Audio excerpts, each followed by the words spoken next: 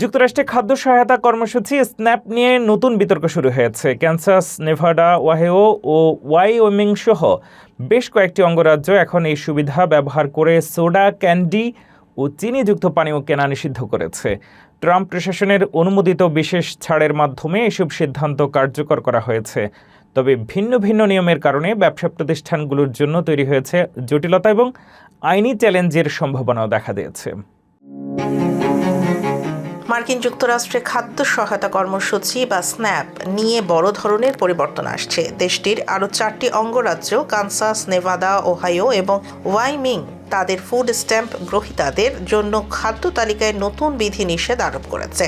এর ফলে এখন থেকে এই রাজ্যগুলোতে সরকারি সহায়তার টাকায় ক্যান্ডি বা কোমল পানীয় কেনা নিষিদ্ধ করা হয়েছে। এর আগে মার্কিন কৃষি বিভাগ বিভিন্ন অঙ্গরাজ্যের এই ধরনের বিধিনিষেধ আরোপের আবেদন সরাসরি প্রত্যাখ্যান করত। তাদের মতে কংগ্রেস কর্তৃক নির্ধারিত আইনের বাইরে কোনো অঙ্গরাজ্য খাদ্য কি তার সংজ্ঞা পরিবর্তন করতে পারে না।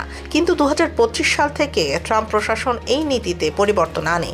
তারা কিছু নির্দিষ্ট খাদ্যদ্রব্য বাদ দেওয়ার প্রভাব পরীক্ষা করতে পাইলট প্রজেক্ট বা পরীক্ষামূলক প্রকল্পের আওতায় রাজ্যগুলোকে ওয়েভার বা বিশেষ ছাড় দেয়া শুরু করে।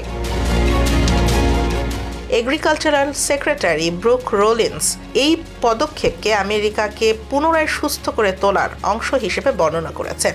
এখন পর্যন্ত মোট 22টি অঙ্গরাজ্যে এই ওয়েভার কার্যকর করা হয়েছে, যার বেশিরভাগই ক্যান্ডি, চিনিযুক্ত পানীয় এবং এনার্জি ড্রিঙ্কস নিষিদ্ধ করার দিকে মনোনিবেশ করেছে।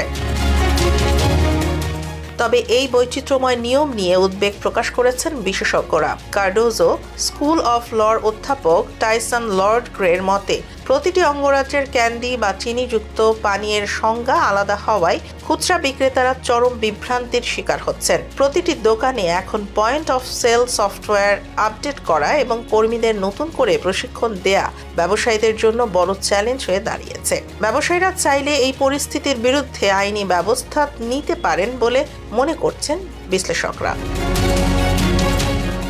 অন্যদিকে কংগ্রেস কোনো আইন পরিবর্তন না করলেও নতুন বাজেট বিলে একটি রুরাল হেলথ ট্রান্সফরমেশন প্রোগ্রাম চালু করেছে।